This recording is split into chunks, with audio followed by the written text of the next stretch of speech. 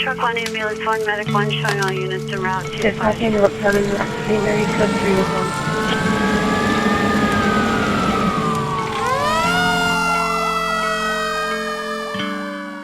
Our podcast today, Going Interior, we're going to talk about doing hard jobs and living life well. This is a collaboration so we can learn from one another and share ideas about finding joy and meaning in work. So my guest today, Lanie Osborne, is a firefighter here at the Grand Junction Fire Department.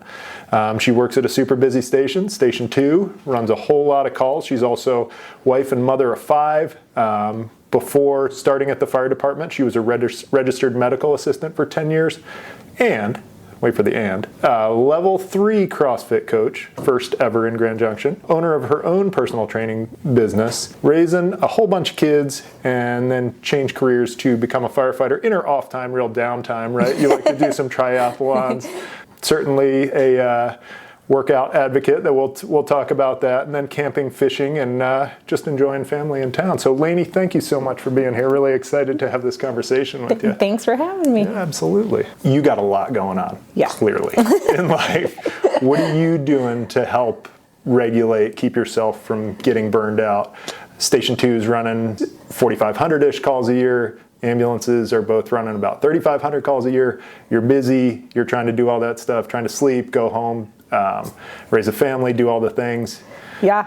What comes to mind? My very first shift on, my first 48, we ran 49 calls as a station, of course, in the 48 hours. And I was like, oh, is this how it always? Thankfully it's not, but it's a busy station. I try to keep things balanced. Exercise, we already mentioned, is a big priority, just helping me center and focus and de-stress. Because you can find a balance in your workouts depending on what you need. You know, if you really need to amp it up, you can do that. If you need to move for the sake of your mental health, then you can just move and you tone it down a notch, you know. So I think that's really important. Finding time to relax with the family, prioritizing time with my husband, even if that means, you know, our kids' bedtime is 8 o'clock sharp, but that means they go to their rooms and it's okay if they're still talking together and quiet as they wind down and go to sleep. But to me, that hour before we go to bed is our time. So to me, that's really important to keep that bedtime for the kids strict for us, you know. So I always think someday all the kids will be gone, and then if you focus so much on the things that made you the parent, you know, the kids or anything else, when the kids are gone, then you're going to be like, and that might be a point where your relationship suffers, and that's the one thing that you want to keep solid for the rest of your life. So that's a priority for me, for sure. Yeah, lots of good stuff there. Thank you. Lots of wisdom in how you're using physicality. So tell me about being this. I'm not a big CrossFitter, so I know what CrossFit is. I don't know what a level 3 CrossFit instructor is. I feel like I do that a little bit intuitively, like use exercise based on that sort of thing. Tell me a little bit more about that. What does it mean to become a level 3 CrossFit instructor, and how do you use that for yourself and then to potentially to benefit other people too, right? So I started out not with CrossFit. I started out running, and actually, going back all the way to high school, I did bodybuilding in high school.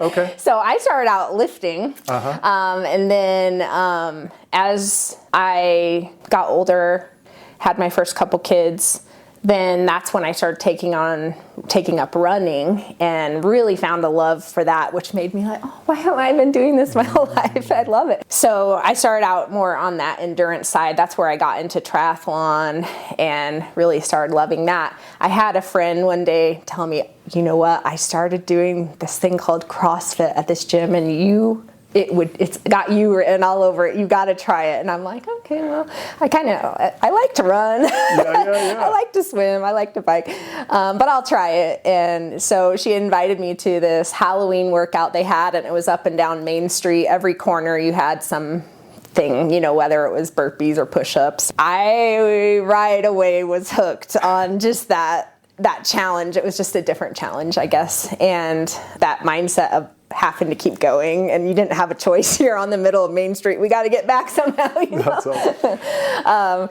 So that was my first taste of CrossFit. What was really cool was that interval training. I had never done that. I'd always done the slow, long distance, steady state cardio, you know, check your watch. Hopefully next time you did it a little faster. I didn't know what I was doing. But that interval training, I started doing CrossFit maybe 2 or 3 times a week with that interval style training. And then I would get my running back because I was still racing. And I'm like, what just happened? My 5K, I just cut 2 minutes off it. Wow. Some crazy amount of time. And I was just seeing all my times get faster and faster. And I was actually spending less time on each aspect of that sport. And I got really excited. Wow, that's cool. So I also found like the tear down on my body from all those miles and miles of pounding was actually getting less because now I'm incorporating a lot of strength movements and getting stronger. But that interval training was just really beneficial. So when I started out with CrossFit, I started getting more into it because my races were getting better and I was having more fun doing that and seeing the benefits of that style of training. And that was, I started probably around 2011 or 2010, right in there. Okay. So it's been a while. And then over time, got more and more into it. A little less into the endurance racing because I found more challenges with CrossFit, wanting to get a little stronger and that competitive nature in the gym. Of course, when you've got people working out, you're like, oh, I don't want to be at the back of the pack. And then when I met my husband, he was the one who encouraged me to become a coach. He had just got his level 1 certificate, and the gym we were now at needed more coaches, and they had sent out an email, anyone interested? We want to send some people to get their level 1. Anyone that's interested, you know, we'll start helping mentor and all that. So he was like, you need to do this. You'd be a good teacher, a good coach. And so I was like, okay, I guess I'll try it. Like, I don't know if I'd be good at it. Teaching group classes really scared me. And, but I went for it and really found a lot of, personal satisfaction in helping other people, and that's kind of where it all took off. Very cool. Yeah. Very cool. Yeah, so that's a gift for other folks too. Absolutely, what you've done and what you're able to share. So, with my personal experience, you help at the Fire Academy, which I instruct, and you come in as one of the specialists for the PT portion. I love it. It's not totally my bag, and it's awesome. You know, they're excited for you to come. They know you're going to push them hard, like harder than I can, because your fitness in those ways is far superior to mine. But they love it and they learn so much. I learn so much, and it's a positive thing. And I hear a lot of people, you know, your name is mentioned frequently. Go ahead. And the other portion of that, we've had a few women in the last few academies. Like, that's been a super powerful connection, I feel like, because most of the instructors out there, as most firefighters are, I was looking through our roster, 40 firefighters on in a given day, maybe 1 female firefighter, maybe 2 on a good day. Yep. So what's that felt like for you to be that, you know, the person, and kind of in a role of, wow, like in my academy, it's like, oh, Lanie's coming out, you know, and they look up to you and they're, you know, wanting to learn from you and all those things. That's awesome. That makes my heart happy to hear that. It's cool. I think it's the female aspect of it is definitely a gift, because I think back to my academy, Corey Massey was like, hey, there's a female on the department. I talked to her and she's willing to come just chat with you. You can talk about whatever you want to talk about, but she's been through all the same things you're doing through this academy, and she'll come out if you'd like to. I'm like, heck yeah. Because at that point, I didn't have anyone to talk to that would have any clue what I was talking about, you know. And so that was Allison. She came out there, and that was really impactful for me, because I was struggling with some of the skills, just being small and not having done any of this before, none of it, you know. So every day I'm like trying to push myself so hard, I don't want to hold anyone back. I want to, I just want people to know that I will be dependable and that I take everything that's being put into me seriously, and all the time spent, the ladder throws was a big one. You can talk to any of the instructors that were in my academy, and man, they put a lot into me. I could not get that stupid ladder up to save my life at first. I'm like, I wore it as a hat more than I got it up at the wall, the first week. Wow. And of course that lit more of a fire under me to get it. But I know how much time those guys spent trying to come up with what would work for me, being shorter and not having the leverage I needed. And then that day that she came and talked to me, she's like, I don't know what would be helpful to you, I'm like, just the fact that she showed up for me to be, just in that aspect was super powerful. So as a female, you're there with all these awesome, badass, strong guys, and you want to measure up in some way, and you're like, man, yeah, she made a big impact on me, just knowing that I had someone there for me other than the people that were already there. It's just different, Absolutely. Having a female there. So if I can do that for the ladies coming on, help with whatever struggles they're having, then that makes me super happy.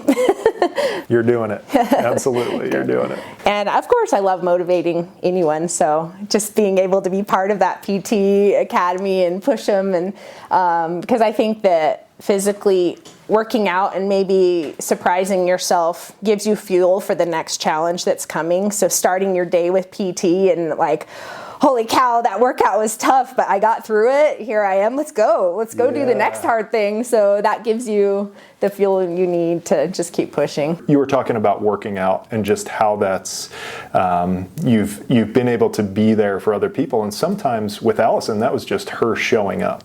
So sometimes with, I'm part of the peer support group. That's kind of the thing. People are like, what do I do? We're fixers, we're paramedics, we're firefighters. Like, we want to fix something, but we can't always fix something. Sometimes we can just show up, show some support and just be there for people. Totally. Yeah, I think something I've been trying to learn more recently is that sometimes you just have to be able to listen, and no one is asking for you to say anything back. They just need someone there to hear what you have to say. And I have to remind myself, did you want me to give you my suggestion, or are you asking, or do you just need an ear, and I think a lot of times that's what people need, is someone that just hears, or someone that just shows up for them. And you just know they're there. They don't have to say anything. They're just there. Absolutely. And that's definitely what I think of with Allison. So that was super impactful for me through that. Gives you the breath of fresh air you need to, like, okay, I've got my next wind. Let's go. We can do this. Sometimes just being there for those people in this time of super big crisis, and that translates to the ambulance work, the fire work. We can't always fix the problem. Yeah. A lot of patients, they're going to die despite our best efforts, or we can show up, kind of hold that space for them, support them and the family, and just be there for them in the best way we can that day. Yeah. So that's been big for me, because I think earlier on I was like, I got to fix this. Oh, yeah. How do I fix this? And I can't always fix it. And that's a lot of pressure on you to say, you as the person coming into this scenario need to fix these things. You do the hard work. Yeah. And then that helps you get through challenges. Those can be big or small, I'm guessing. Yeah. What challenges have you kind of overcome to be where you are today? I mean, you're this role model for people in our academies now. I'm guessing it wasn't always just easy sailing. This is, I got this from day one. No. For working out, it's rule number one, you don't quit. So whatever you set your mind to start that day, you're going to finish it. I'm going to finish it. That's just a rule. Like, I don't break that rule, So, but that's kind of my mindset through my whole life. But you're right. I've had personal challenges. I've had a marriage I failed. Ow, that sucks. That was the one thing I thought, I was going to go into this and that would be how it was going to be for the rest of my life. I'm going to have a husband and kids, and that's how it is. And then when you fail that, you're like, I guess I quit that. So there's a lot of guilt that you have that starts adding up, which has kind of helped fuel me as I've gotten older and more mature, like learning from those mistakes and trying to take responsibility for anything that I do. But again, just don't quit. There's a way you can get through everything, all the way from when I was young, grew up in a very religious background, very super strict religious background. It kind of made, I think, decisions that I've made through my life, it's definitely affected those because we had lots of rules to follow, lots of rules to follow, which I guess that isn't a bad thing. But we go to church with, women aren't really allowed to talk there, Wow. We had our roles, you could work in the nursery, you can sing and do a special up there, but any of the other aspects, that's not your place. So you're supposed to be a wife and a mother, and that's what you were born to do. And so my whole life I've kind of had like this, well, that's weird. If this is all God wanted me for, then why do I have deep inside me these desires to want to push myself harder? And why do I naturally find myself drawn to strength things and challenge things? Like, this is weird. Wow. I just don't think that's right, So growing up, I had like all these questions like, this isn't quite adding up. Something's not right here, But at the same time, we had church that we went to Sunday morning. We had 2 services in the morning, Sunday school, Sunday morning service, Sunday evening church, and Wednesday night church. And we had youth group on Thursdays. Like, that's what school, that's what growing up was a big part of, But in the offside of that, home life was not good. So me and my brother had a lot of things that we had to overcome growing up, like abuse situations that we dealt with growing up that made it hard. And so we're dealing with things at home, but then we get to church and we have to paint on a smile and be the good kids that everyone thinks are so well behaved and, do all the right things. But then we get home and it's not a great place to be. And so I grew up feeling like I needed to protect my brother from things that were happening. And so we have a great relationship now. But also, unfortunately, that made me the type of person that had a hard time to say what I'm thinking or say how I'm feeling. So I bottled things up and painted on the smile so that everyone saw that side of me and didn't think anything bad could be happening or going on. So as I got older, got married, as you can imagine, those things just started tumbling and adding to each other and kind of feeling like I didn't have worth. So once I got to that point where my marriage was failing, a lot of things were kind of manipulated with my feelings and just being insecure in my ability to take care of the kids on my own financially. Things were already hard, and it was just kind of put in a way that, the kids need to go with their dad because he can take care of them. Wow. He has the finances to take care of them. And I'm sitting here, had been a stay-at-home mom, had just gone to school to be a registered medical assistant because the kids were getting a little bit older to where maybe I could get a job to help the family. And I was barely being able to afford living in the house that, the rental that I was in, and to be able to feed the kids. And then there was going to be daycare because their dad was moving to Denver. And so I'm like, you're right. I'm not good enough to take care of them, and they will have money with him, and they won't have to worry about eating. And so I let them go with him. So that's been a hard thing. Like, yes, I'm going to do what's best for my kids, and he's a good dad. So, but he also has the money to be able to give them whatever they need, and I don't. So why am I going to keep them here selfishly and struggle? I just didn't think I had any other choice, And now in hindsight, like, I could have done other things. I just didn't know, And by the time I let them go, I went and talked to the lawyer that we were going through our divorce with. And of course, the divorce had been over, but I went back to her and I was like, what do I do? I can't let this happen. She's like, you already let it happen. And no judge is going to let them come back, because no judge wants to mess up a kid's routine. And they've been transferred to Denver and they're in school, so sorry. So then I'm like, this is not good. This is not what I wanted to happen, but it's too late now. So then you kind of just have to make the best of it. And over time, I started realizing, more guilt, because now I figure, maybe I could have done this, I could have done that. Like, if I would have actually gone to court before they left, maybe he would have had to actually help me take care of them, and I just didn't know any of that. And so, so those are some of the hard things. just little things. Yeah, but I mean, I have a good relationship with those kiddos now. My daughter just turned 18. Now it's just a matter of making sure I am the mother that I want to be. And even though we're a little long distance, they come here a lot and we have a good relationship. And I just have to focus on what it is now and make the best of that and make sure I don't make mistakes with the younger ones, that I would regret later on. So my focus is just a lot different. And the fitness challenges I've put myself have actually helped me grow and be stronger and know that I can actually do hard things. I can actually get through challenges that I think in the moment aren't something I can get through. You start learning, and that's where I think fitness has become such a foundation of my life, because it's helped me learn that I'm not just alone. I'm not helpless.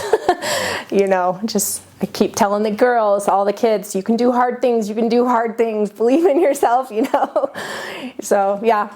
Wow. That's a little bit of it. Just a little bit. Well, thank you for sharing that story. I mean, it's really humbling to sit and think, people look from the outside, this woman has it, has it all. Has all these things. She's the job I want to do. She's super fit. She's got a great family. She's got a supportive husband. Just to peel back those layers a little bit and to say, like, this is the experience of life, though, because people go through it. 50% of marriages end in divorce now, right?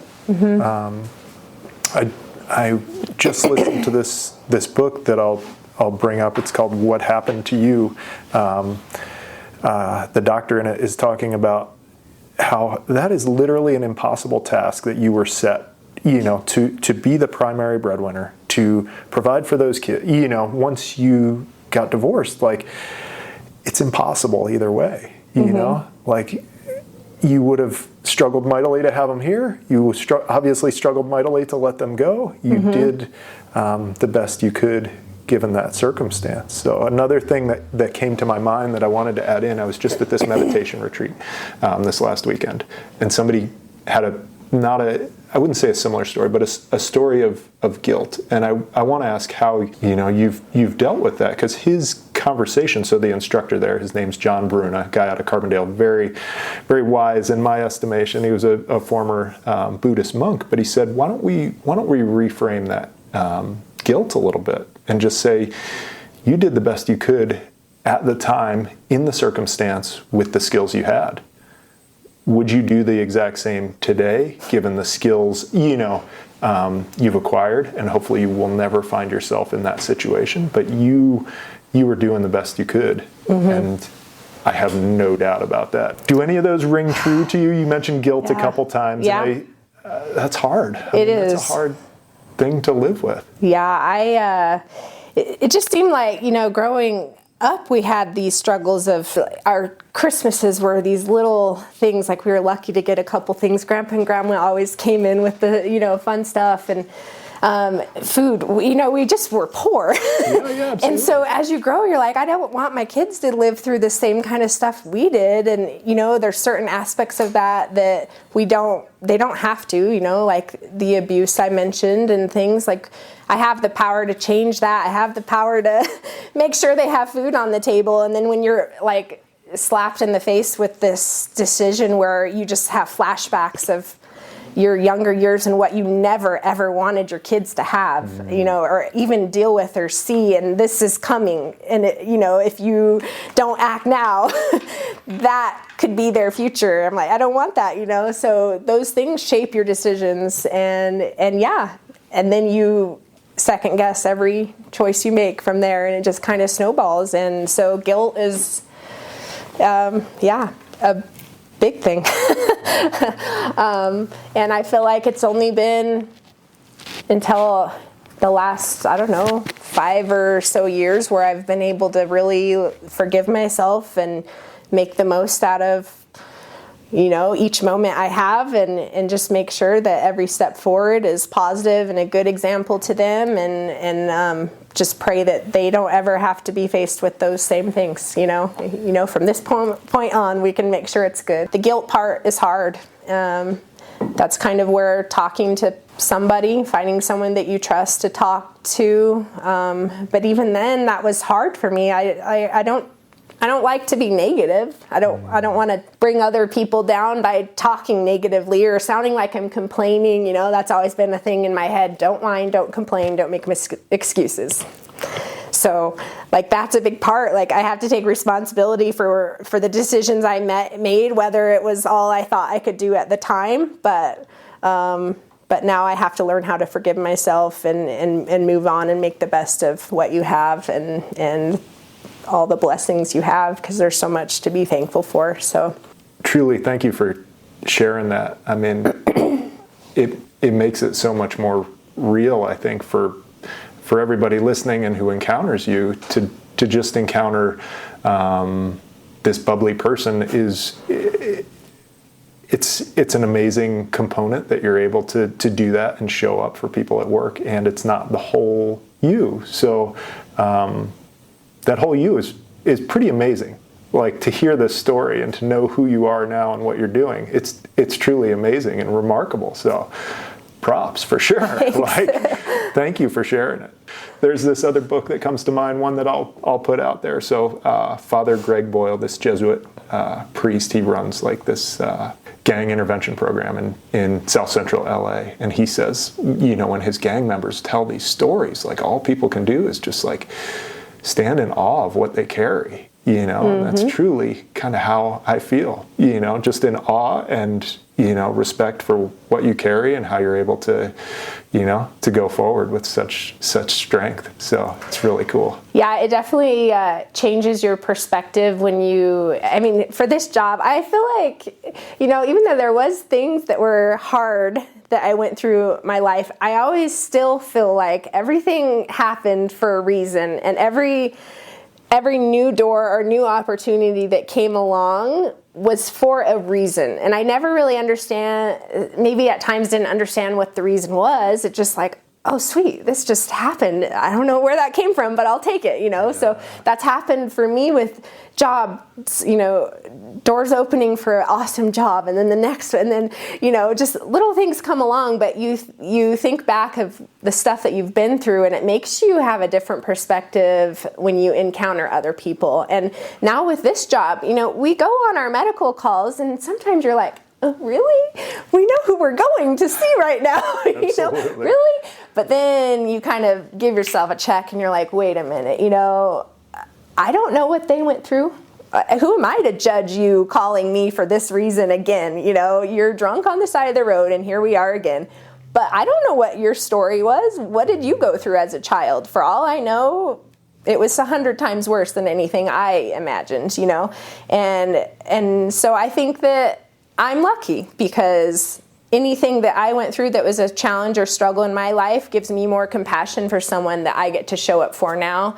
And if I can make a little difference in someone's life just by being there, and sure, I'm frustrated, it's 3 a.m. and you're drunk, but I can be there for you. And whatever that means, maybe it doesn't really feel like we're making that much of a difference just picking someone up and taking them to the hospital again, but I don't really believe that, because people have just showed up for me and didn't do anything special out of the way other than just being there, and that's all I needed in that moment. So if I can be your taxi ride, whatever you want to call it, to the hospital and give you a moment in a vehicle with warmth with someone actually caring about you, then that's a gift and I'll take it. So, Absolutely.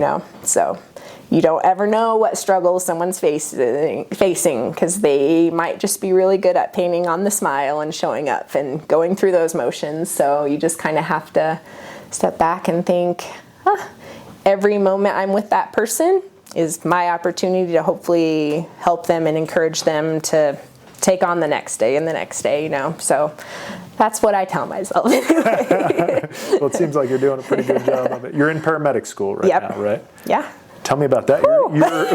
You're taking this to the next level. What's that experience like, and why? Yeah. A lot of people would ask. I kind of think I always knew I was going to go on to paramedic. I'm the lifetime student.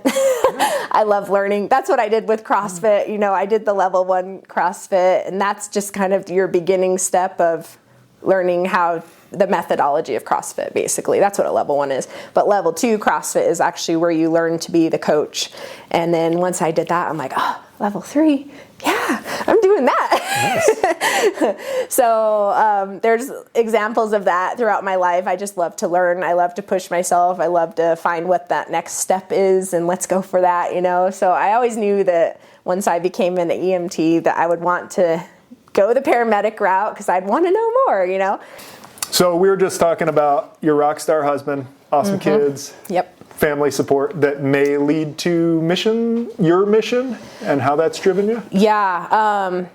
So I guess the girls, not to say that I don't feel the same way about my son, but obviously I can relate to this a little bit more. But my why throughout academy, I kind of mentioned this to you the other days.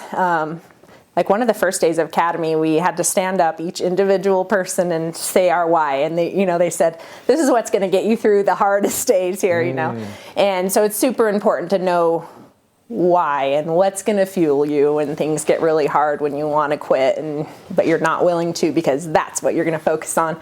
And so that a big part is the girls and wanting to be an example, and my son, of course, wanting to be examples so when they know that things get hard, maybe even I was the reason that they're like, well, mom did this.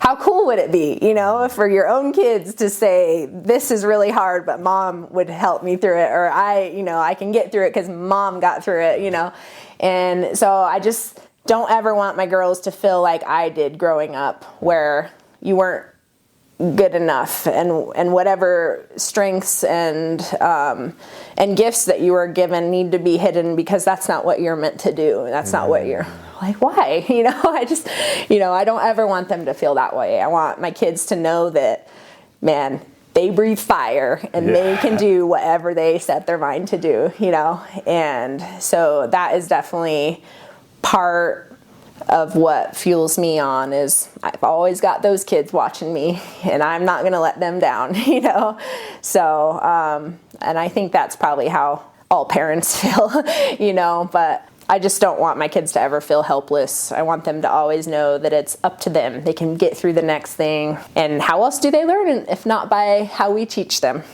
So we have to have our actions speak louder than words. So I'll let them see when things hurt, and I'll let them see how I handle it so that they're not in this illusion that everything's happy and things are just easy, and then when things get hard they are confused what to do. No, they need to see a struggle. They need to see, obviously to a point and depending on their age, but they need to see the struggles that we get through so that they know that it's not a hopeless thing if something really hard comes along, which is how I felt at times. So I think that's probably a real big part of like my personal drive or personal mission, as you said. I have to live with me and what I do. I guess that's another part is, we want to get to our last days on earth and look back and say, I have something to be proud of. And I don't think for me, that's what I do for others. You know what I mean? Like, I want people to look at me and say that she helped me do this, or she helped me get through that, and she helped me push through something. So I find myself every day just trying to figure out what I could do for someone else to encourage them or help them, be the workout buddy next to them. That makes me happy. Because, you ever do a hard workout and you've got your buddy next to you, you're not going to quit if they're still going, Absolutely. So that's a big part too. You said that you grew up in this strong religious, really a patriarchy, it sounds like. Mm-hmm.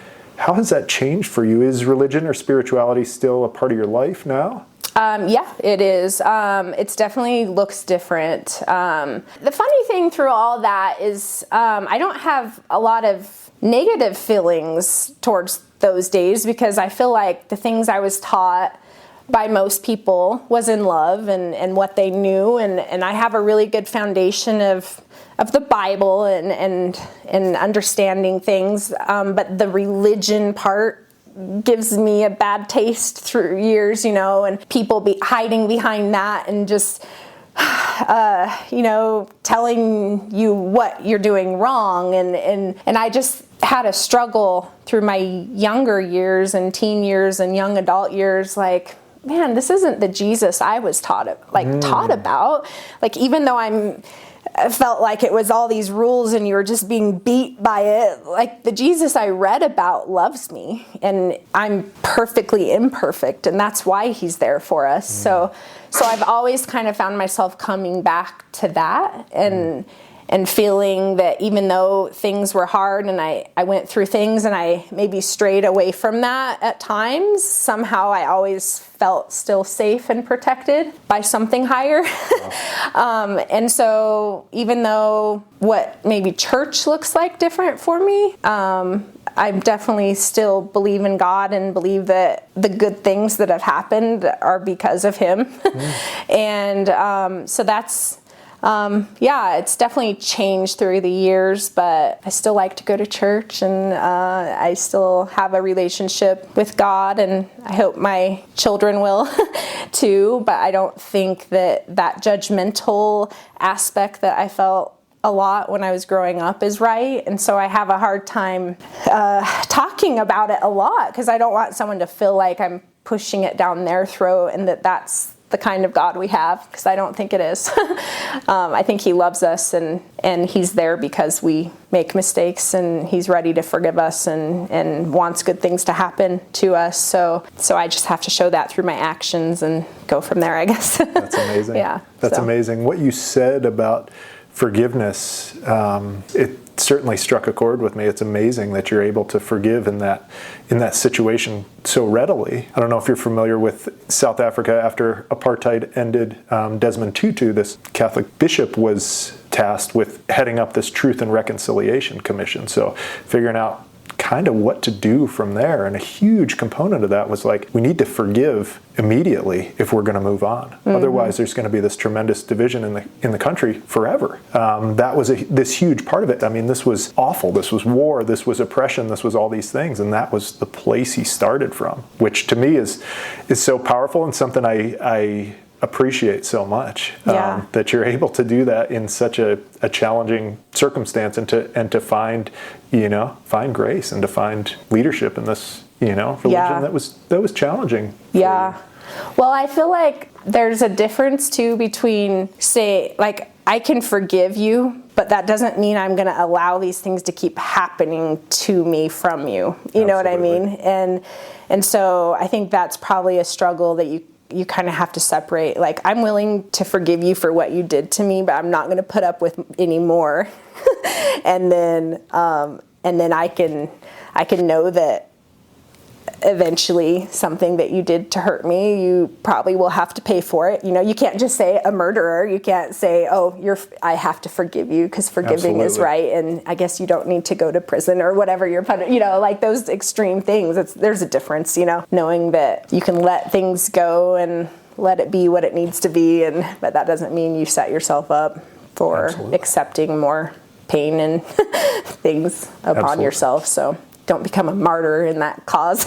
Absolutely. The thing that leads me to, you're in a male-dominated field now. as a firefighter. Most of your bosses are men. Yeah. We have one female battalion chief in our leadership team. How do you square that, and what's your role within it? I have a lot of respect for leadership, and I look up to them a lot. What can we do better? How can we have more women in the fire service? What areas would make it more accessible? I kind of feel lucky that I found it now, and I wish I could have found it a long time ago.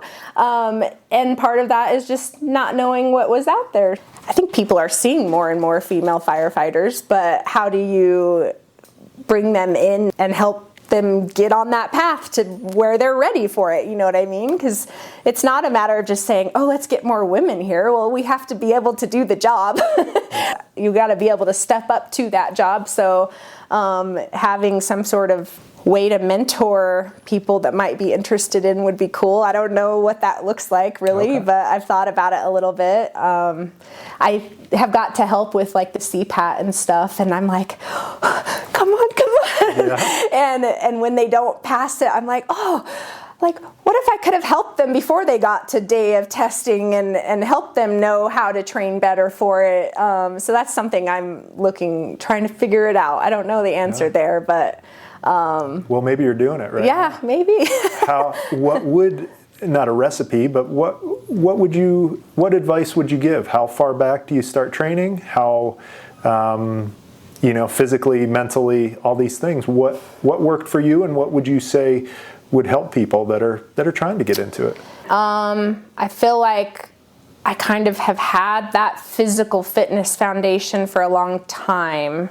So just starting the moment you think that something is like, start preparing now, make sure that your fitness is getting to be where it is and you're on a track of getting stronger, getting better, and not giving up, having that discipline of showing up every day even when you don't want to. I feel like all those things have contributed to my being here, and that's something I started working on a long time ago, not knowing. It's another example of, I think things kind of fell into place for me. And I just kind of had that heart that was already being set for it, and that desire and drive and motivation. But also just discipline is such a big thing, because you have to be willing to keep on working on that fitness level even once you have the job secured. I would say probably the physical aspect is going to be the hardest part for a female. You talked about this pretty unique perspective, I think, to running the mundane calls that burn a lot of people out. What are women bringing to the fire service? Yeah, I think that's probably like a natural component of a female, is having that compassion and forgiveness and maybe motherly aspect that we all kind of have, even if we're not a mother to human children. I think that we all are kind of born with that gentle nature that would balance out a crew maybe, and just having that person on a difficult call. I mean, for instance, someone coming up to me when I was younger, I might have been more intimidated by a male, but a softer female might have got me to open up more. So I think that's a good thing, having women on the crews to balance out the emotions, and not that a man can't be compassionate. I'm definitely not saying that, but I think you could find a balance there. Absolutely. Yeah. There've been a lot of calls I've been on where I've been happy to have a female on the crew, where that was who that person needed to be with at that moment. Medical patient, somebody grieving, whatever it might be.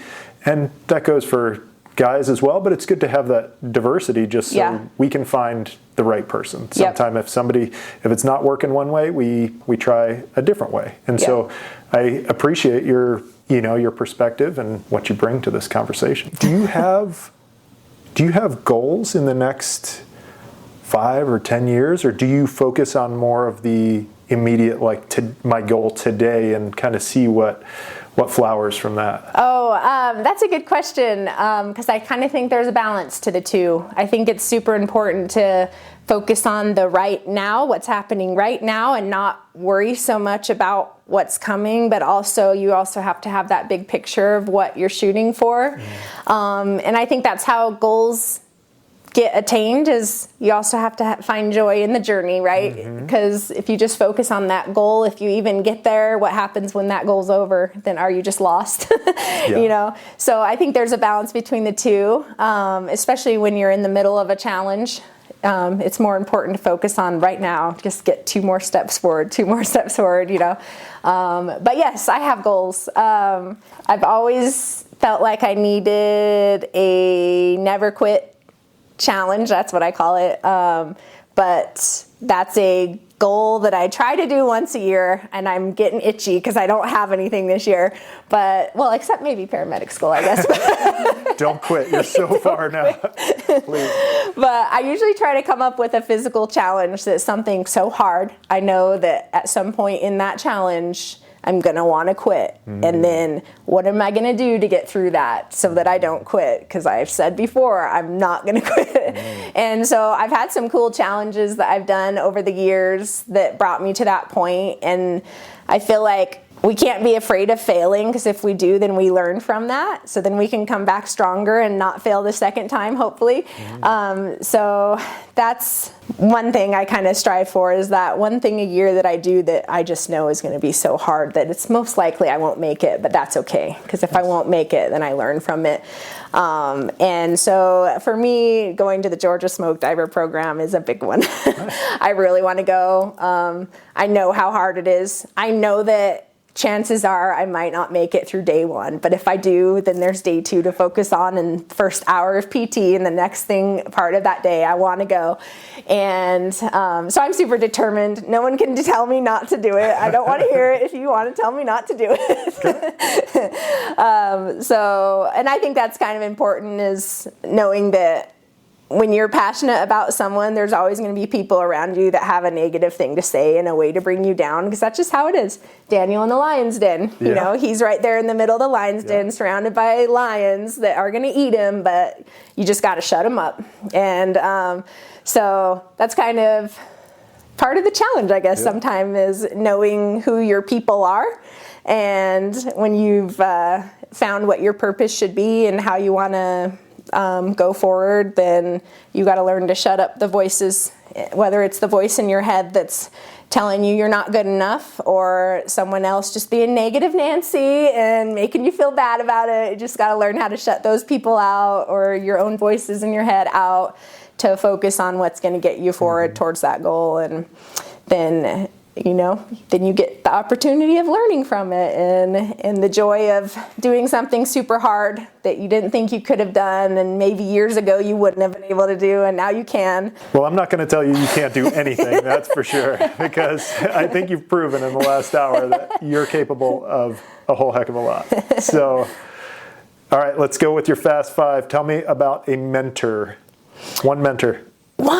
Oh, gosh. Or a couple. Sorry. Oh, man. Put you on the spot here. Oh, I have such good ones. And I think of some throughout my whole life. Yeah, sure. Okay. My first one that came to mind is my bodybuilding coach in high school. Okay. He was super cool, super strong. He meant a lot to a lot of people. But he was probably one of those first people that really made me feel like I could push myself physically harder than I knew I could or thought I could. So Coach Mac, I love him. Yay. And you'd already mentioned your husband, Kirk, who's supported you in a lot of these endeavors, it sounds like. Yes. So props out there. He's like my race crew team that's always there at the finish line, drops everything to be at anything I want to do. Poor guy. Well, it sounds like you got a good support team. I do, and 4 girls and 1 boy. Yep. Good cheering section. Yeah. You got a couple books with you. Yeah. What do you have? I can't choose one of anything, all right. I brought 4 books that are my favorite books, and I kind of feel like they cover an aspect of things that are important to me. So first one is Carol Dweck's Mindset. Okay. Just having that growth mindset, something I really try to teach my girls and help them rephrase that script that they say in their head whenever things are hard. You can do hard things, and not to be afraid of looking for hard things. Like, we purposely choose that path that's hard because we are going to grow more that way, So that, and then The Fred Factor. It's a fun, short book, but it's talking about how Fred is a postman, and it's the special things he does to make this ordinary, mundane job special, and how he puts extra things in it to the people he encounters along the way, like offering to hold the mail when they're going on a trip or whatever it is, So I think that is something that goes to our jobs, those special things we could do for the people we encounter every day. That's just like one extra thing. No one said you had to do that, but it makes such a difference. So cool book there. And it's super short. It's a fast read. Nice. I can't wait to read that. You and I talked that is my retirement job. For sure. Postal carrier is going to be my thing. Yeah.